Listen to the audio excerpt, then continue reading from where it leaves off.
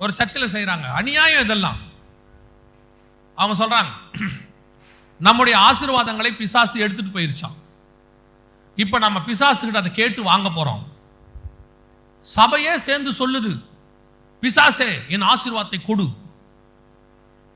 ஆண்டவர்கிட்ட தான்டா கேட்கணும். நீங்க பிசாசு எப்ப எடுத்துட்டு போனா அவனையே தலையை வெட்டிட்டு முண்டமா அலைகிறான்.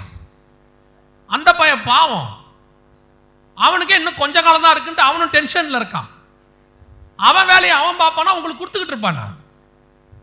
இது பத்தாததுக்கு கேளுங்கள், உங்கள் சந்தோஷம் நிறைவாகும்படி கர்த்தர் தருவார். இது வரைக்கும் கொடுத்துருக்காரு, அது போதாதா?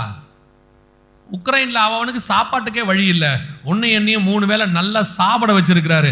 அதுவே பெரிய ஆசீர்வாதம், பெரிய ஆசீர்வாதம்.